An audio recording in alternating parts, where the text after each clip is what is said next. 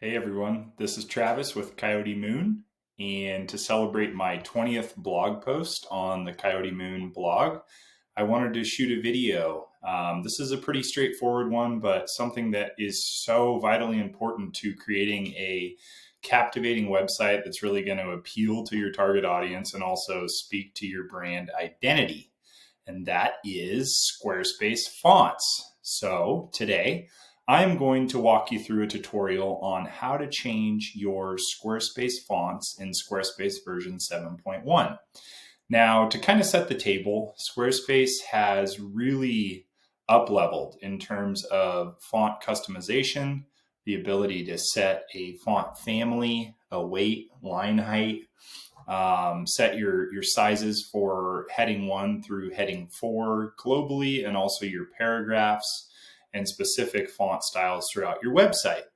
So what we're looking at today is a trial website, and I wanted to just walk you through all of the different customizations so that you can have that in a really quick and easily digestible video. Okay, so without further ado, let's jump right in. So the first thing that you're going to want to do when you are changing fonts on your Squarespace 7.1 website is log in to the back end of your website, which you see here. So you can see all the editing options on the left-hand panel. And one thing that you are going to see is this beautiful little paintbrush icon. That is your site styles. So on the home page, go ahead and click your site styles. From here, since we're focusing on fonts, we're going to click into the fonts tab.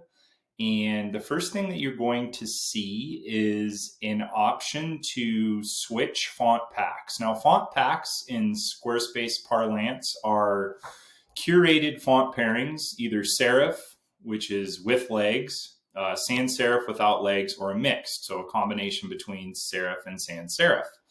One of the things that I really try to preach to people that I build websites for, and really anybody that is doing it yourself, is really try to find a font and a font pairing that matches your brand identity. So for example, if you're a blogger, perhaps you want to use like kind of a more old school serif font versus if you're a modern gym, say you're a boxing gym, you might want to use a more modern, bold font. It carries a lot of weight, like a font weight, which basically just indicates how skinny or heavy the font appears on the page. So really hone in on this because it's an often overlooked step in the website design process. I truly believe that fonts and font pairings are what make or break the look and feel of a website. You can make a pretty boring set of content on a page look absolutely amazing with the proper font choices and imagery. So let's go ahead and jump into font packs. So the first thing you're going to want to do from the font is click into switch or click anywhere within this box. This is going to show you what your current font is set as.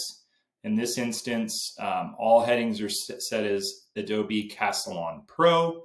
Squarespace offers in the neighborhood of 1,600 different font options from both Google Fonts and Adobe Fonts. And we'll get into that here in a little bit on how to select from that long list or zero in using the search feature. But for now, we're focusing on font packs. We're going to click the switch icon, which is going to immediately take you to 3 different tabs. So sans serif. Again, this is without legs. This is more of a modern look. You can see a preview of how these fonts will display on your website. So we can just select one and quickly see how that will change. If we click into the serif, that's really pretty. And then the mixed, which is a mixture of both the serif and sans serif. So I think there's in the neighborhoods of 70 different font packs to choose from the sans serif, serif, and mixed tabs. So again, figure out what it is your industry is, what your target audience is, research some other website competitors within your space, see what types of fonts they are using. It doesn't necessarily mean that you have to copy them verbatim, but it will give you a good indication and idea of the type of font, the style, the weight, whether it's modern, whether it's serif, sans serif, or mixed. Because this really sets the table for a beautiful website and a beautiful experience for your website visitor. So choose from one of 70 curated font packs here, and that's going to change globally. So whatever pack you set is going to be a global site setting, meaning it will display across every single page on your website. And for more information about font packs, I also have a tutorial within my blog post. So be sure to check that out if you're more of a reader versus a visual learner. Okay, so the next thing, you can set our base size. So Squarespace by default has set the base size for this website as 16px. And that is what all of the fonts are set and based from. So for example, if we increase the size, we can see this body text increasing accordingly. 16 is a pretty good measure. Sometimes Squarespace will set the base size fonts as 14px, and I feel like that's a little small. I like to build sites somewhere in between that 14 and 16px range, just depending on the length of content and the type of content on the page. So, okay, excuse me. So we will set a base size. So a starting point is either select directly from a font pack, or many designers and many DIY Squarespace users are a little more particular in what type of font they want. Maybe they know the exact name of the font and the font pairing. And that's what we're going to showcase next. So next is we're going to take a look at the global text styles. And global text styles just means that all of the headings, paragraph, miscellaneous, and assign styles tweaks that you set for your website here are going to display globally, meaning they are going to display for every single H1 through H4 heading, every single paragraph that you set on your website. So if we click into global text styles headings, we can see that Birch is actually set as the heading currently. Let's click into the first option, which is font family. Again, the font family grants you access to around 600 Adobe and Google Fonts options. So there's a direct integration with Google Fonts and Adobe Fonts. So click into family. At the top here, you're going to see fonts and style guide. This basically just means that Squarespace is saving all of the fonts that you have saved in the heading family so that you can quickly toggle between them, so that you don't have to browse back and find that one specific font name that maybe was tricky to spell or understand. So we're going to see that list here. We can toggle between those two if we want, or we can browse all of the fonts. So this is your 1600 font family. The harder route is to go individually, alphabetically ordered, so you can scroll through 1,600 fonts here. The nice thing is that you can see how they display in real time, right? So you can scroll through your page and say, oh, well, I really like this for H1, but it doesn't really make sense for H2, H3, H4, etc. I don't really like the look and feel. Let's try something else, so on and so forth. But let's go ahead and just type in a specific font. So if you know a specific font name, for example, I know that Avenir might look really good for this wedding website. I'm just going to type it in directly.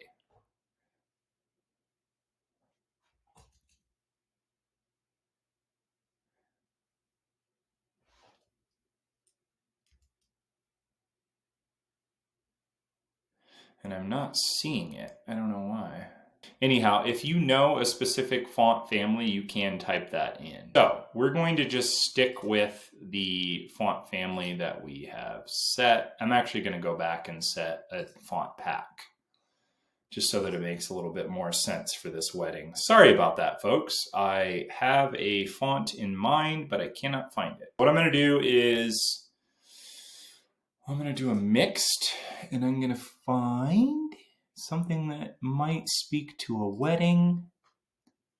That looks really good. Okay, so we're going to select the HWT Etna Extra Condensed. And that is now our font pack. The base size increased, so let's drop that back down to 15.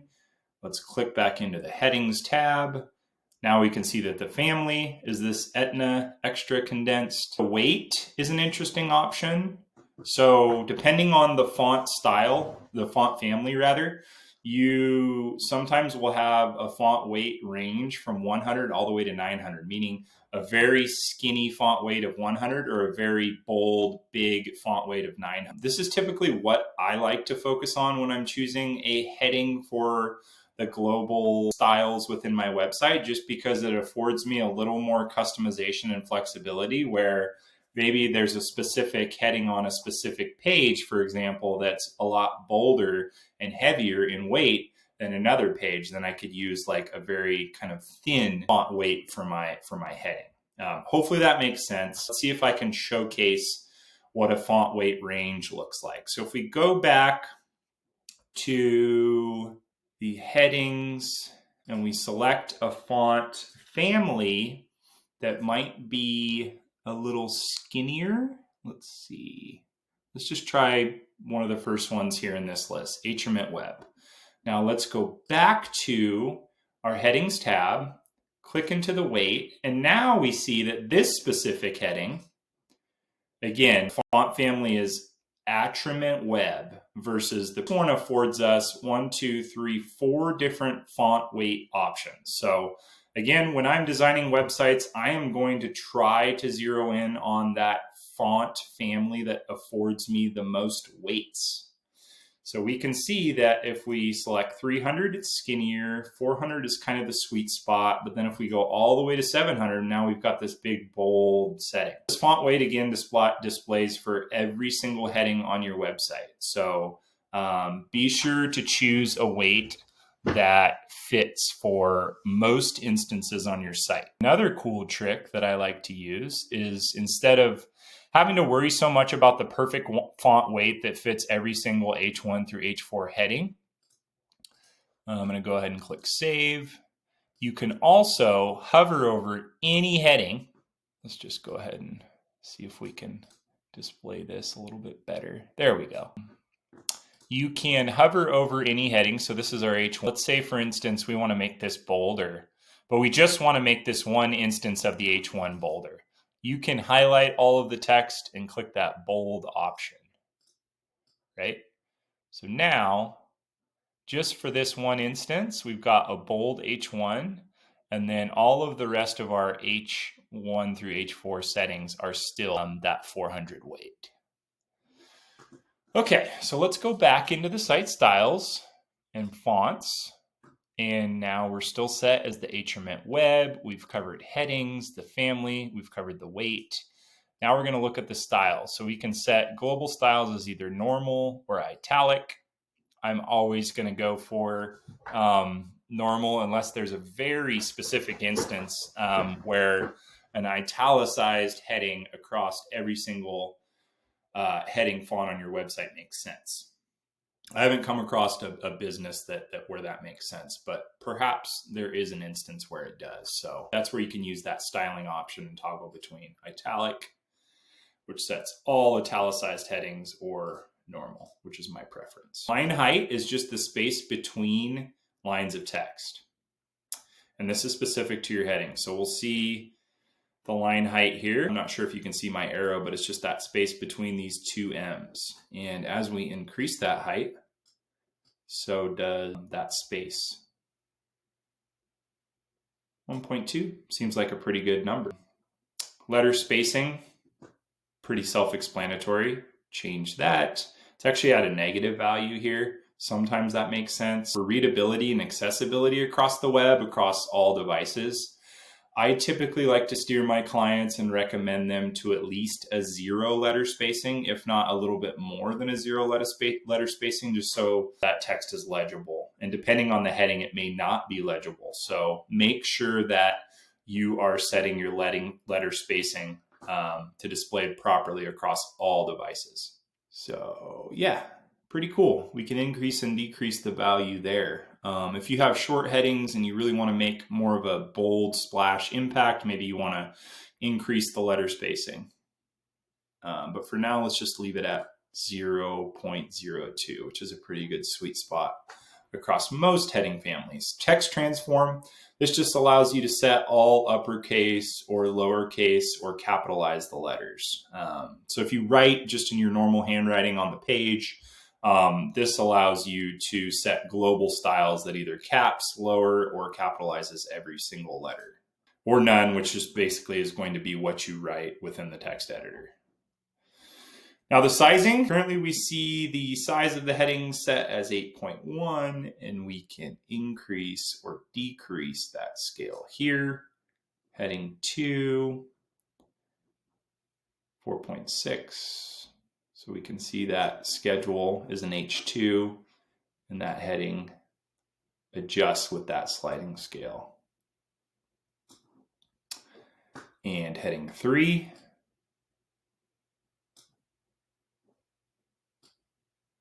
So we can see we're just getting married. This is going to increase and decrease. This is a really good practice actually in tutorial too, because if you have multiple headings on your page, which you should, hierarchy should be H1 for your heading within your banner area. H2 should be the next most important headline, should be optimized, should be SEO focused, and so on and so forth. So this specific page, it looks like it at least has H1 through H3. And while we're editing, we can see that in real time, how that changed. So if you have all of your content up on your page, that's when you go in and make those tweaks and make sure that every single one of your H1 through H4 headings are dialed in for the specific size you are looking for. I like to take into account things like screen size. So what I'm doing for this tutorial is actually shot on a laptop computer that I believe is somewhere in the neighborhoods of 13 inches wide, versus desktop, which I'm looking at to my left, which is much larger in that 20 to 24 inch range. And then also see how your website displays on mobile, which is here. Again, in real time. So that's fonts for your headings. All of these same principles apply for paragraphs as well. The paragraph font family is set separate and independent from the heading. So you'll see that the family is Franklin Gothic for paragraphs, and the family is Ultimate Web for headings. Same principles apply across the board for everything I've talked about for your heading style tweaks to the paragraph style tweaks. You can change things like family, can change the weight, line height, style, spacing, size, all that good stuff. Next, we're gonna focus in on miscellaneous. Miscellaneous font styles are also global, and these apply to things like metadata. So if you think about content on a blog page, if you have categories that you are choosing to display on the blog page or the specific blog post to help your readers, for instance, let's say, for example, fonts is one of my categories that I've set for my blog page because I want my blog readers to be able to easily access different font blog posts that I've written. Then the miscellaneous font style tweak is going to be the one that you're going to want to zero in on. This is a global setting. Again, you can customize it. It can be the same as your paragraphs or it can be different. You can set the size, the line height, all that good stuff. Let me know if you guys have any questions about miscellaneous. I think as you're building out your website, you're going to find that miscellaneous applies to specific font styles that are a little bit unique. Product categories, tags, blog categories, tags, content metadata. These are all examples of miscellaneous font tweaks. Okay, shoot me a message, shoot me an email, anything if you guys have any questions about fonts. Here to answer. Very last option is assign styles. And this is going to be specific to different areas on your website. So the assign styles allows you to set the same heading or paragraph styles that you have for other areas on your website, or you can customize and set an independent font family, font weight, font value for things like your site title, your mobile site title, your site navigation, header button, announcement bar, which displays here at the top above your header navigation, menu blocks, newsletter blocks, form blocks. These are all the building blocks of pages on Squarespace. So as you scroll through all these options, you will see that there are a ton of different specific site styles that you can assign to different areas. So let's take, for example, the site title. It currently is pulling in the heading by default, which is this, I think, Ultimate Web. But if we want to customize that, again, we're under the Site Styles tab. We click into the Assign Styles, and then we you can either hover over the area where a blue box will appear and click it, and then it'll just show you that those two options specific to the area you clicked within. Or you can click show all and then have a full list. Click into site title. Style is set as heading. If we want to change the style, which will change the family, the font weight, the size, all that good stuff, we click into style. You can toggle between paragraph, miscellaneous, or custom. And custom is going to allow you to completely change that font family. So let's say we wanted to do Poppins, so on and so forth. You can choose whatever font you want for your site title.